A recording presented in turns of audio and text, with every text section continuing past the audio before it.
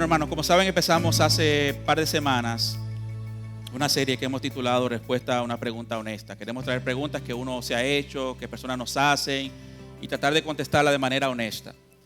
Si les hago una aclaración, es mi deseo que lo que hablemos aquí sean respuestas llanas, que podamos compartir con personas del día a día. Yo sé que podemos en estos temas profundizar más y yo le invito, siempre cito o recomiendo libros que usted puede consultar para profundizar más. Pero sobre todo para mí el objetivo, traer un lenguaje llano. En el caso mío yo quiero entender más del Señor, quiero entender más su palabra y quiero poderle dar respuesta a mis amigos. Y yo sé que mis amigos no siempre estamos en el mismo nivel, entonces yo tengo que asegurarme que mi lenguaje siempre sea, en mi caso, llano. Y ese es el objetivo de nuestras enseñanzas que estamos trayendo en esta serie. El tema de esta noche se titula ¿Es la resurrección de Jesús un hecho verificable? Nuevamente, algo interesante que tiene la fe cristiana es que nuestra fe está basada en historia, hermanos. No en sentimientos, no en una fábula. La historia confirma nuestra fe. La historia confirma que nuestro Señor Jesucristo realmente existió como un hombre, que Él decía, que los milagros que Él hizo, confirman que Él murió, confirman que la tumba está vacía, y es el tema que vamos a hablar esta noche. ¿Cómo nosotros podemos mostrar o contestarle a una persona que pregunte, oye, pero realmente ¿es la resurrección un hecho verificable? Porque estamos hablando de que alguien se levantó de los muertos. ¿Verdad? Nosotros sabemos a cada rato, no sé si a cada rato, pero sabemos lo que estar en una funeraria, sabemos lo que es perder seres queridos, y que sepamos nadie se levanta de la tumba. Pero aquí hubo una persona que murió y se levantó de la tumba y resucitó. Y esa es la importancia de que no solo que decía ser Dios, sino que se levantó de la tumba y su resurrección tiene un impacto para nuestra vida hoy en día. Entonces, ¿es la resurrección de Jesús un hecho verificable? Y eso es lo que queremos tratar de contestar esta noche.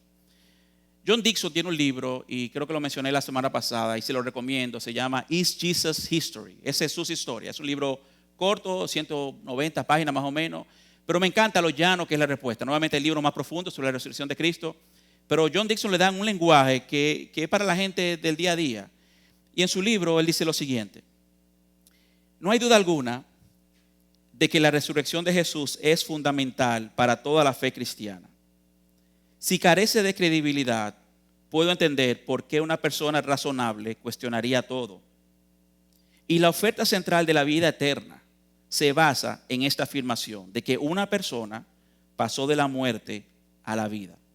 Sin la resurrección, el cristianismo es solo un movimiento social más. Esa es la importancia de nuestra fe. Estamos hablando de que una persona que decía ser Dios resucitó de los muertos y nos dio una esperanza más allá de esta vida. Si Jesús no resucitó, si realmente eso no sucedió, entonces, como John Dixon dice, es un movimiento social más que va a terminar cuando nosotros morimos. Y él sigue diciendo: puede que los eruditos no crean que las resurrecciones sean posibles, pero pueden, y a menudo lo hacen, estar de acuerdo en que hay una buena evidencia de que la tumba de Jesús estaba vacía poco después de su muerte y que muchas personas pensaron que lo vieron vivo de entre los muertos. Ahora, ¿qué evidencia dejaría una resurrección? Sería una evidencia histórica, no científica. Es muy fácil escuchar, o muy común escuchar personas decir, no, es que la ciencia tiene que probarlo. Pero ¿cuántas cosas no podemos probar con la ciencia? Yo no puedo probar con la ciencia que mi esposa me ama. No hay forma de probarlo científicamente. Yo no puedo aplicar un método científico al amor de mi esposa. No hay forma científica de tú probar dónde existe la mente y la conciencia humana. Médicamente tú podrás decir dónde está el cerebro y se puede ver, ¿verdad?, con temas médicos, el cerebro funcionando y reaccionando a diferentes motivaciones. Pero ¿dónde está la mente? ¿Dónde está la conciencia? O sea, decir que todo debe ser probado científicamente es algo falso, porque eso no es real ni es vivible. La ciencia se ocupa de lo repetible, observable y matemático. Y dentro de esta esfera la ciencia es brillante, pero obviamente no podemos exigir evidencia científica para todos los juicios intelectuales. De lo contrario es que descartaríamos la mayor parte de los conocimientos legales e históricos.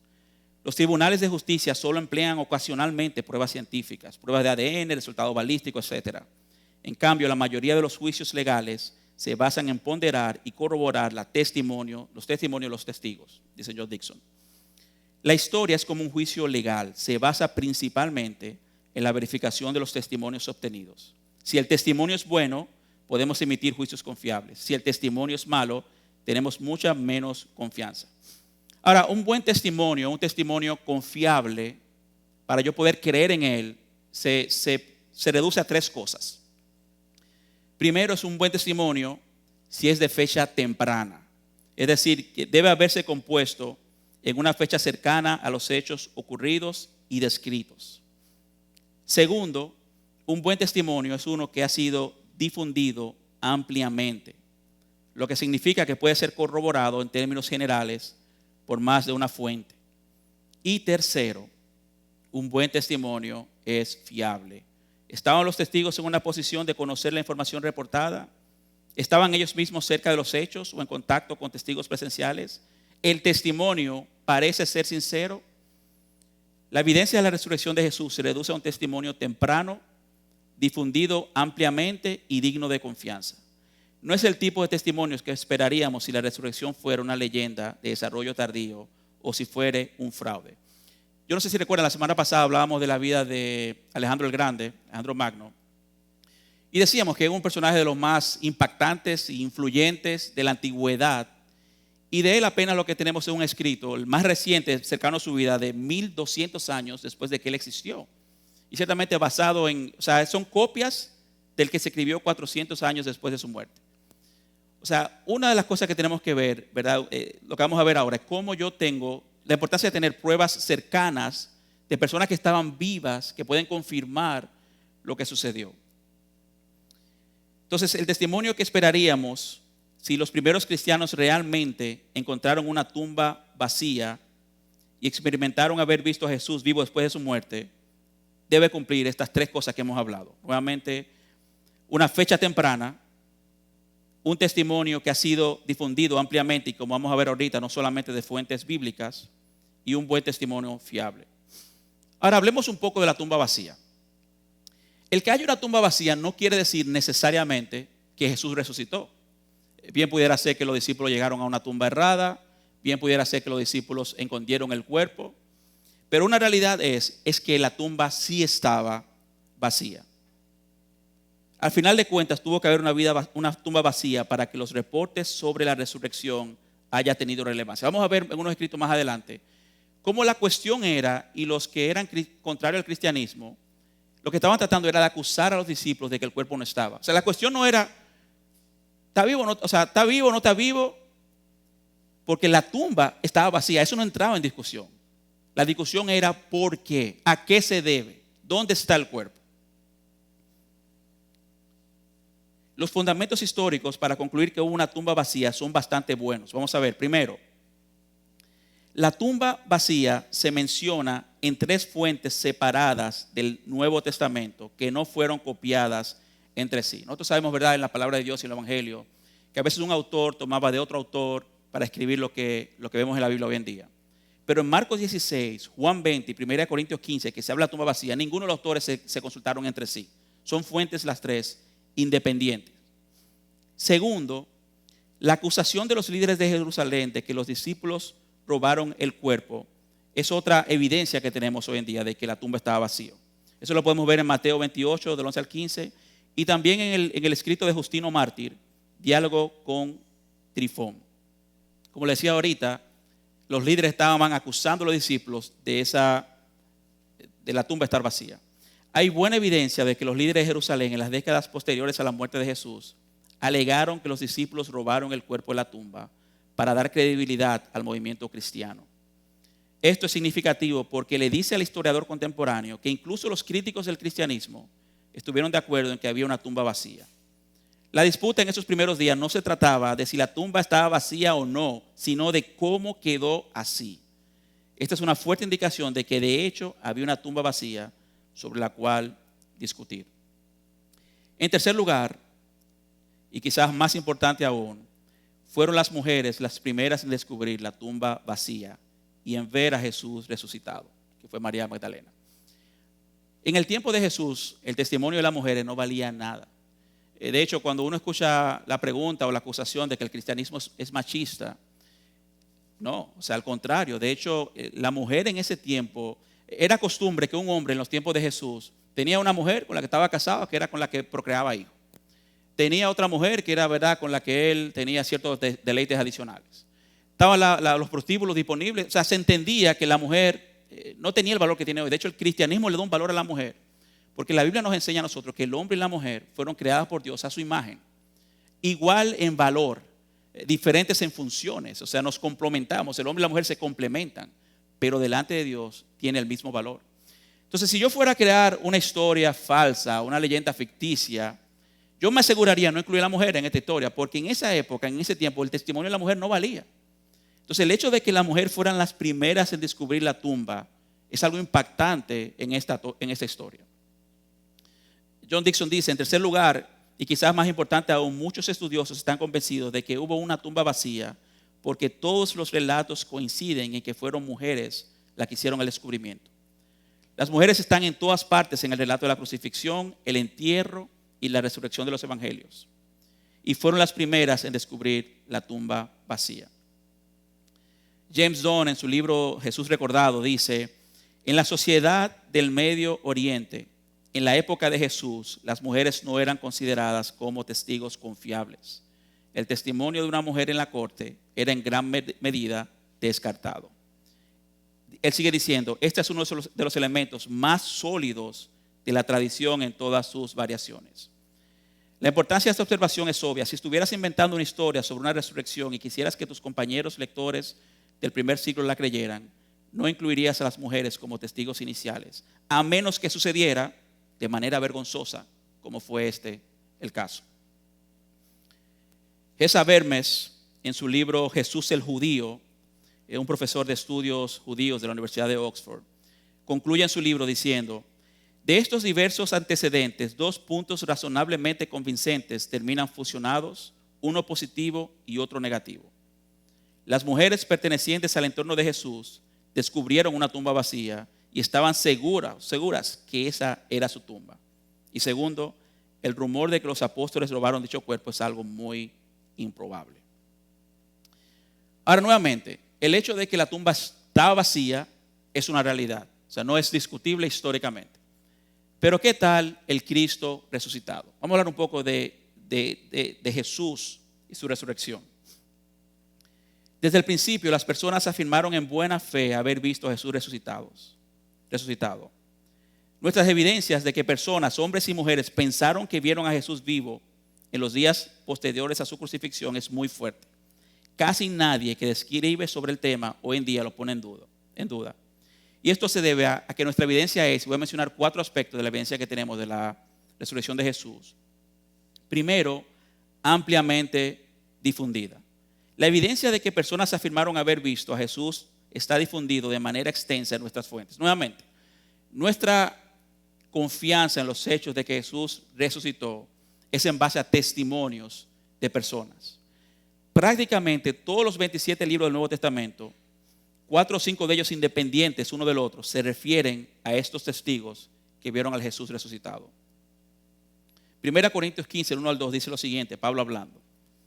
Ahora les hago saber, hermanos, el evangelio que les prediqué, el cual también ustedes recibieron, en el cual también están firmes, por el cual también son salvos, si retienen la palabra que les prediqué, a no ser que hayan creído en vano.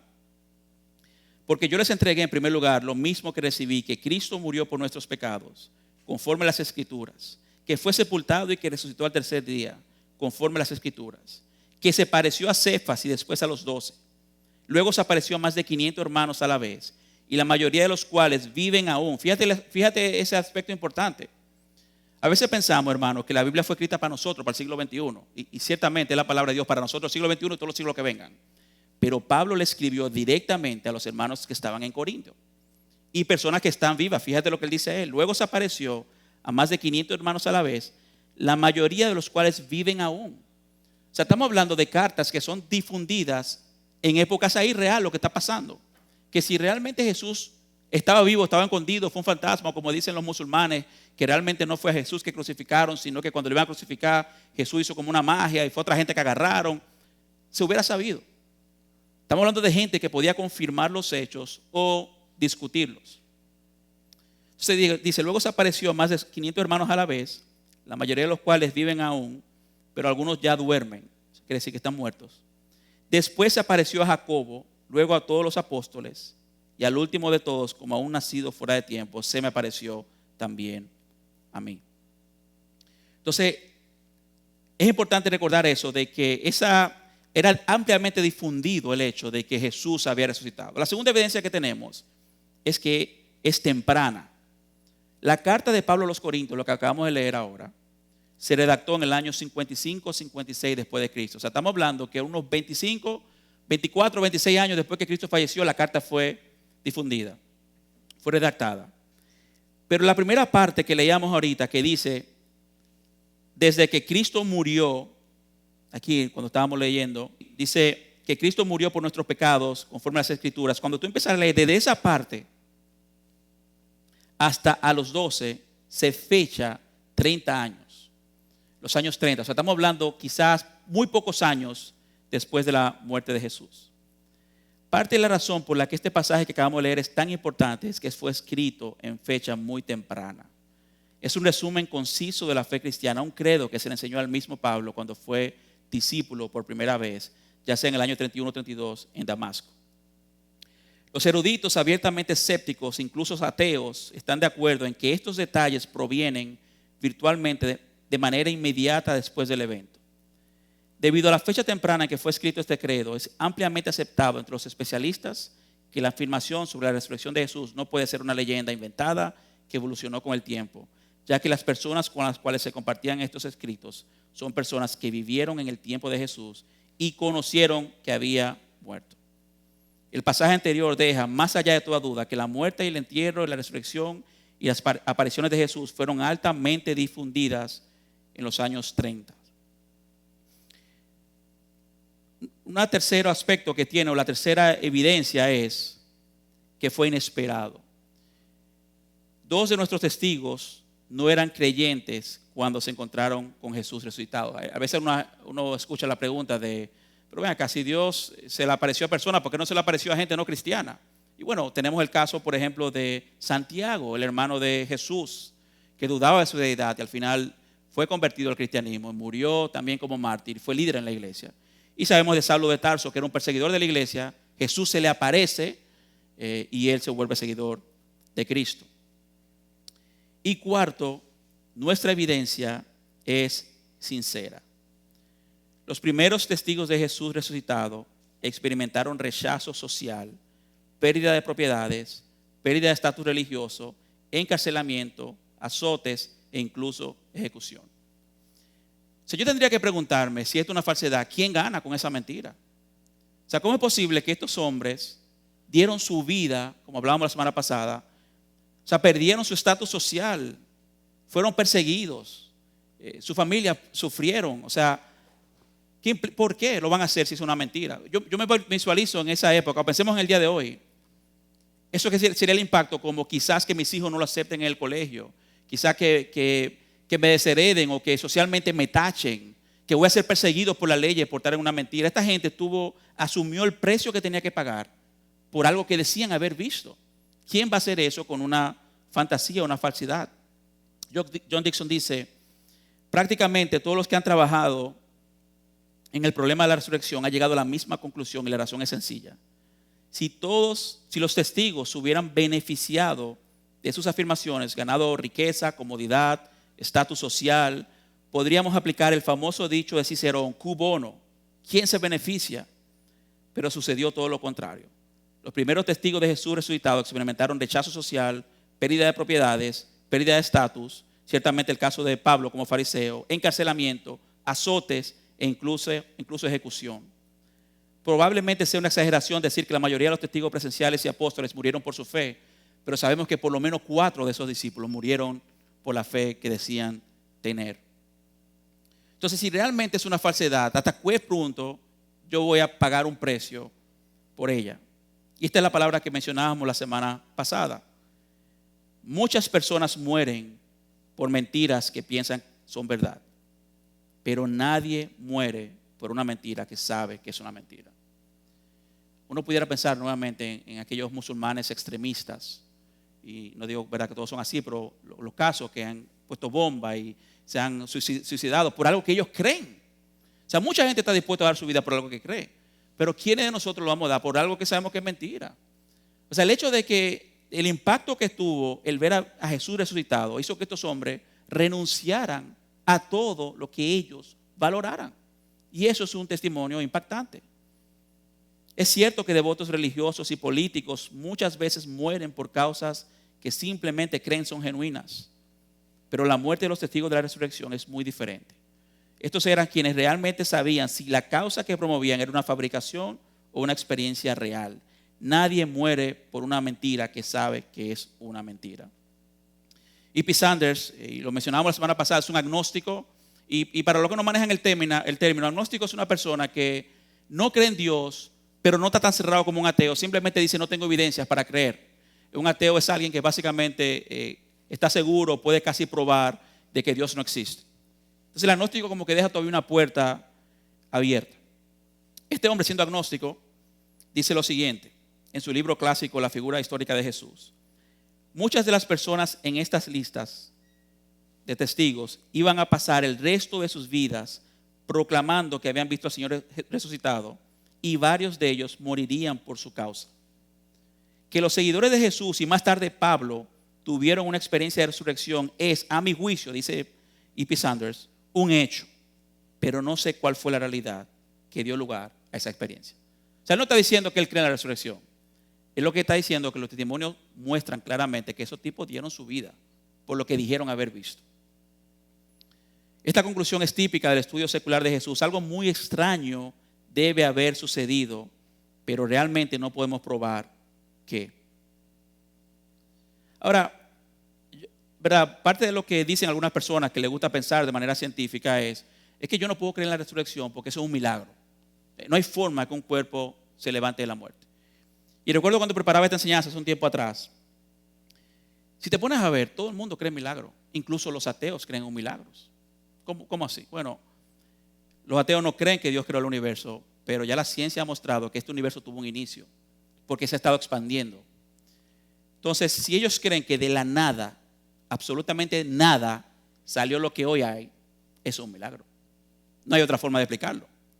Pudiéramos discutir en qué fue que causó ese milagro, pero la vida humana, aunque tú no seas cristiano, ni creas en el Dios de la Biblia, ni creas en un Dios, la vida humana es un milagro. El hecho de que esta vida como está en este universo, en este planeta, es un milagro.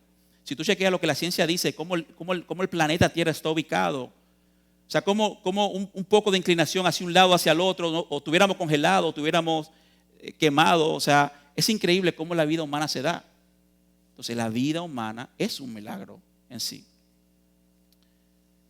John Dixon dice, el testimonio del Nuevo Testamento sobre la resurrección es tan temprano y bien atestiguado como cualquier otra cosa relacionada con Jesús. Cómo uno interpreta ese testimonio implica mucho más que un mero análisis histórico. Y es lo que hablábamos la semana pasada. Esa evidencia tiene un impacto en mi vida. De hecho, cuando yo estuve estudiando este tema, le había comentado que realmente originalmente fue compartido en una iglesia, en una actividad, fortaleció mi fe, hermanos. Porque nuevamente saber que mi fe tiene base histórica me fortalece. Yo no sé qué pasa con nosotros los cristianos, que a veces pensamos, no, yo no quiero estudiar mucho ni leer mucho, porque entonces ahí me entran dudas. Que vengan las dudas. Porque si el cristianismo es verdad, yo voy a encontrar respuesta. Tenemos que estudiar. Cuando alguien viene y cuestiona nuestra fe, oye, eso me tiene que motivar a yo buscar respuesta. Y puede ser que yo no entienda todo, como va a pasar, pero nuevamente cuando saco a Dios de la ecuación y pienso en todas las otras opciones que hay, quedo con más preguntas que contestar. Entonces el tema de nosotros no es que no hay evidencia de que Jesús vivió, de que Él resucitó, es qué implica esa evidencia para mi vida. Implica un morir, un negarme, un seguir a este Jesús que decía y dice ser Dios. Ahora bien, la cruz de Cristo reconcilia el hecho de que Dios es perfectamente justo y perfectamente misericordioso. En ella Dios ejercita su justicia al castigar el pecado y a la vez ejercita su misericordia aplicando la justicia hacia su propio Hijo. Yo recuerdo hace un tiempo atrás hablando con un amigo católico romano sobre la pregunta, ¿por qué vino Jesús a la tierra? Y él me decía, oye, Jesús vino a la tierra para hacernos un ejemplo de cómo debemos seguir, cómo debemos ser bondadosos, para seguirle a Él. Pero no fue por eso, hermano, que Jesús vino a la tierra.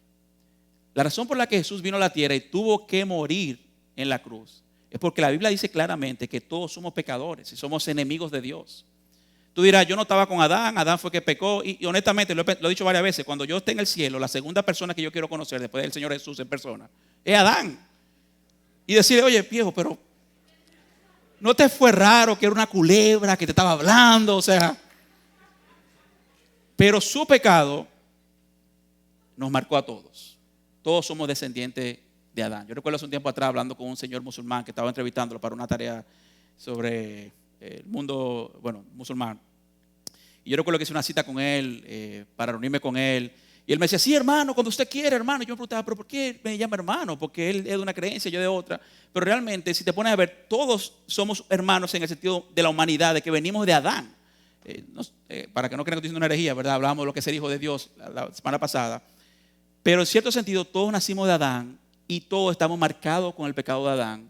Todos estamos inclinados, por eso es que tenemos deseos, ¿verdad?, contrarios a Dios. Y todos nacimos enemigos de Dios. Entonces, Dios no pasó por alto, ligero, el pecado que Adán cometió. Tú dirás, pero fue una fruta, sí, pero Dios le dijo cuál era el límite. Ahora, ¿por qué Dios creó a Adán con el poder de tomar una decisión de desobedecer? ¿Por qué Dios le puso todos los árboles del Edén, del jardín del Edén, y le dijo, de este no coma? ¿Por qué? Buena pregunta, se la hacemos al Señor cuando estemos en el cielo. Pero ciertamente le dio a Adán la capacidad de amar por decisión y de obedecer por decisión. Podemos filosofar las razones, pero están ahí. Adán decidió desobedecer. Y esa decisión nos marcó a todos. Entonces todos nacimos separados de Dios. Ahora, Dios no simplemente dijo, Adán, te perdono, sigamos para adelante, vamos a resetear, olvídate de eso, no pasó nada. No, Dios le había avisado que si comía ese fruto iba a morir. Ahora, Dios, que es 100% justo, la única forma que Él tenía para darnos a nosotros la oportunidad de regresar a esa relación que Adán tenía era que pagáramos el precio de nuestro pecado. O sea, si yo te hago la pregunta hoy en día, ¿cuántos caminos hay para llegar a Dios? Muchos me dirán uno. Y si yo te pregunto, ¿cuál es ese camino? Muchos dirán, Jesús. Pero vete más para atrás. El camino para llegar a Dios es uno, es una vida perfecta. Es que tú y yo vivamos la vida perfecta. El tema es que ninguno de nosotros puede. Y la razón por la que Dios envió a Jesús es que alguien tenía que vivir la vida perfecta que Dios tiene establecido y a la vez pagar la culpa de tu pecado y el mío. Eso es lo impactante del Evangelio, hermanos. Yo recuerdo cuando me explicaron el Evangelio la primera vez, yo acepté ese mensaje sin entenderlo del todo. Pero es increíble que Dios, viendo nuestra condición, viendo la condición de Adán, decide enviar a su propio Hijo, la segunda persona de la Trinidad, a hacerse hombre, a vivir aquí por 30, 32 años, vivir una vida sin pecado, perfecta, y morir entonces en la cruz, pagando la culpa tuya y mía. O sea, cuando yo acepto el mensaje de salvación y del Evangelio, es que yo estoy aceptando que yo soy un pecador y que Jesús en la cruz pagó por mí. Entonces, cuando yo vengo de rodillas a clamarle al Señor, oye, Señor, pequé, y vengo con lágrimas en los ojos de rodillas, Dios no me perdona porque yo vine llorando. Dios no me perdona porque yo voy a caminar de aquí a Higüey de rodillas. No es por eso. Él me perdona porque hubo uno que pagó la culpa de mi pecado.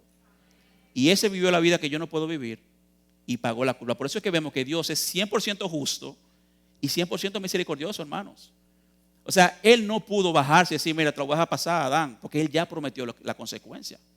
Entonces la razón por la que Jesús viene es a vivir esa vida que no podemos vivir, a pagar la culpa de nuestro pecado, y entonces la resurrección es el hecho que muestra que Dios aceptó ese sacrificio. Si la resurrección no hubiera sucedido, entonces Dios no hubiera aceptado lo que pasó en la cruz. Y la resurrección es nuestra esperanza hoy en día. Hoy sabemos que hay vida después de la muerte por lo que Jesús hizo. Nuevamente, la cruz de Cristo reconcilia el hecho de que Dios es perfectamente justo y perfectamente misericordioso. En ella Dios ejercita su justicia al castigar el pecado y a la vez ejercita su misericordia aplicando la justicia hacia su propio Hijo. Si tú estás aquí esta noche y eres cristiano y tú pecas o has pecado, te tengo noticia. Jesús pagó por tu pecado y por el mío. Nosotros tenemos que venir al Señor y Él va a perdonarnos. Y tú dirás, Pedro, pero que van 70,000 veces. Ven a Él porque Él nos va a perdonar. Ninguno de nosotros va a ser salvo. Ninguno de nosotros va a ser salvo porque llevamos una vida perfecta, hermano. No vamos a llegar ahí. Y no vamos a llegar ahí. O sea, la historia te muestra que no vamos a llegar ahí. ¿Quién de nosotros pasa una semana sin pecar? Y el que me diga que si levanta la mano, le voy a decir, ya pecate, por mentiroso. Entonces no, o sea, Cristo pagó por nuestro perdón, hermano. Tenemos un sacerdote disponible constantemente. Corramos a Él. Romanos 5:8 dice, pero Dios demuestra su amor para con nosotros, en que siendo aún pecadores, Cristo murió por nosotros. Si te pones a pensar, la religión cristiana es la única religión donde su Dios persigue a su gente. Piénsalo. Todas las religiones tienen que ver, piensa en cualquiera, en cosas que yo tengo que hacer para llegar a Dios o para llegar a la iluminación, para desconectarme de este mundo, para desaparecer, lo que tú quieras. Son cosas de nosotros. En el cristianismo, Dios vio mi necesidad y Él bajó a la tierra para salvarme. Y eso es algo impactante en la vida cristiana. Ahora, Karl Marx tiene una frase muy famosa que dice, la religión es el opio de los pueblos. Y el opio tiene varios significados, pero uno muy común que usamos es esa convicción de que, bueno, la gente es religiosa porque es una forma, es como una droga para poder, en los momentos difíciles, escaparse de la realidad. Y esa es la convicción que él está diciendo ahí. Pero me gusta la respuesta que da Slow Milos. Este señor era un poeta y un escritor y un diplomático. De hecho, ganó el premio Nobel. Para que no diga que estoy citando gente, este señor ganó un premio Nobel a la literatura en el año 80. Miren lo que él dice. Un verdadero opio del pueblo es la creencia en la nada después de la muerte. El consuelo de pensar que no seremos juzgados. Es un verdadero opio, porque tú estás pensando, voy a vivir como quiero y no hay nada después. ¿Y si hay algo? O sea, alguien pudiera vivir, ¿quién fue? No recuerdo, que decía, alguien le preguntaba, oye, ¿tú no has perdido nada por ser cristiano? Él dice, no, porque al final, claro, él decía, mi vida ha sido bendecida, yo estoy bien, y si yo muero, me voy a encontrar a Jesús, y si no hay nadie, pero ¿y aquel que vivió su vida diciendo, no hay nada, no hay nada, no hay nada, muere y se encuentra con la realidad de que hay alguien? O sea, ya no hay vuelta atrás. Esta historia me gusta, esa cita me gusta mucho porque en realidad, fíjate cómo tú lo pones a pensar y realmente es así. Sí, como el rico que menciona, que se encuentra en la palabra de Dios. Yo recuerdo, bueno, este versículo, 1 Corintios 15:14 dice, si Cristo no ha resucitado, vana es entonces nuestra predicación y vana también la fe de ustedes. Eso es Pablo hablando. Si Cristo no ha resucitado, vana es entonces nuestra predicación y vana también la fe de ustedes. Yo recuerdo hace 14 años más o menos, con la muerte de mi padre, que murió de cáncer. Recuerdo cuando lo diagnosticaron de un cáncer terminal en el estómago. Recuerdo que le hizo una consulta en Estados Unidos y le dijeron, mira, te quedan 12 meses de vida. Si te da la quimio y la radioterapia puede llegar a 18. Y los gringos no se equivocan. Así me pasó, 18 meses exactos. Y yo recuerdo, le doy gracias a Dios por el tiempo que pude compartir con él. Mi trabajo me lo permitía. Pero yo recuerdo cuando él falleció. Yo recuerdo, ¿verdad?, verlo en esa cama y darme cuenta de la realidad, que no hay como en algunas herramientas tecnológicas, que hay un botón de deshacer y tú vuelves para atrás y arregla lo que hiciste mal. No hay, se fue. Yo recuerdo en la funeraria, yo recuerdo salir de la funeraria en mi auto, hacer diligencia por la muerte de mi papá y ver que el mundo siguió igualito. Yo quisiera gritar, oye, pero es que tú no se dan cuenta, o sea, yo estoy dolido, párense, hagan una pausa. El mundo siguió igual. Si la resurrección no es real, si no hay esperanza después de la muerte, ¿cuál es el sentido de la vida? O sea, una verdad es verdad si es coherente con la vida. A mí no me pueden decir que este mundo es lo que hay y que estamos aquí porque nada, la nada hizo algo. ¿Cuál es el sentido de la vida? ¿Por qué yo debía seguir viviendo después de la muerte de mi papá? Que es la persona que más quizás, no sé, la persona más cercana quizás en mi propia vida de mi niñez. Puedo pensar en la muerte de mi hermano hace unos años atrás en un accidente de tránsito. Ese ni me lo avisaron. Ese salió un domingo a comprar un carro y terminó muerto en un accidente. ¿Qué hay? O sea, ¿cuál es el sentido de la vida? Si Jesucristo no resucitó, en vano nuestra fe. O sea, Jesucristo no solo al resucitar y nosotros creer en su sacrificio nos da acceso al Padre, sino que al Él resucitar nos da una promesa de que hay vida después de la muerte. Que vamos a estar con Él eternamente. De hecho, hay vida después de la muerte. La pregunta es, ¿con quién tú lo vas a pasar? ¿Del lado de Dios o lejos de Dios? Pero si la resurrección no es real, ¿cuál es el sentido de la vida? No recuerdo, estaba leyendo un libro en estos días y alguien, no sé si era David Hume o no sé quién, que se pasó décadas atrás yendo a las universidades haciendo simplemente la pregunta, o sea, ¿cuál es la excusa para no suicidarnos? O algo así. Porque la vida, si no hay esperanza, señores, la vida es un problema tras otro. No pasan 2 semanas sin que usted tenga un problema. Mark Twain decía eso, la vida es un problema tras otro. Es muy bonito cuando nos va bien, es muy bonito cuando tenemos dinero en la cartera, es muy bonito cuando podemos irnos de viaje, cuando tenemos el carro, cuando tenemos la chica. Pero ¿y cuando no es así? Que muchas veces no es así. Cuando me siento enfermo, cuando tengo una enfermedad mental, necesito una pastilla, cuando mueren mis seres queridos, cuando estamos en un tema como la pandemia ahora. De hecho, estaba leyendo que los jóvenes, creo que entre 12 a 17 años de edad, si no me equivoco, en el 2020, la tasa de suicidio creció en un 300% en Estados Unidos. Ahora en la pandemia. Entonces, ¿cuál es el sentido de la vida? O sea, tiene que haber algo más, tiene que haber algo que me dé esperanza. Y esa esperanza viene por el hecho de la resurrección de Cristo. Y por último, C.S. Lewis tenía una cita que me gusta citar de vez en cuando y dice: si encuentro en mí un deseo que ninguna experiencia de este mundo puede satisfacer, lo más probable es que fui hecho para otro mundo.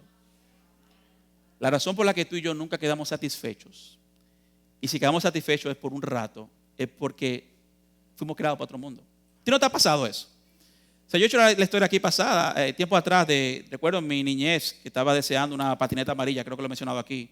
La recuerdo porque era un skateboard amarillo con ruedas verdes, había una cobra abajo. Mis padres no podían comprarlo, mi madre que yo vivía con ella. Y yo la pedía para los Reyes. Y recuerdo esa mañana, en la mañana, deseando esa patineta, levantarme y encontrar la patineta al lado de mi cama. Y la disfruté 2 o 3 días. Adivina qué pasó después del 3er día. Me harté de la patineta. ¿Cuántos sabemos que eso es la realidad? O sea, estamos esperando ese trabajo, llega el trabajo y pasa el tiempo y ya queremos otra cosa. Ese título profesional, esa compañera, es como si fuéramos creados con otra cosa que nos llena, con otra cosa que nos complementa. Decía Martin Lloyd Jones en uno de sus libros, todo el mundo busca la felicidad. El problema es increíble ver cómo los seres humanos hoy en día hacen tanta cosa para buscarla. Pero Dios llena nuestro ser. Y tenemos un constante llamado a llenarnos de Él. Pero hermanos, nuestra propia vida es un reflejo de que hay algo más. De que fuimos creados para algo más. No tomes la ligera esa insatisfacción que tú puedes sentir. Eso es algo que todos podemos confirmar, de que sabemos lo que es eso. Entonces el tema que tenía, lo mezclé con varias cositas, pero básicamente podemos mostrar por los testimonios de personas que hablaron, dijeron haber visto y que dieron su vida de que nuestro Señor resucitó. Y hoy en día todavía la tumba sigue vacía.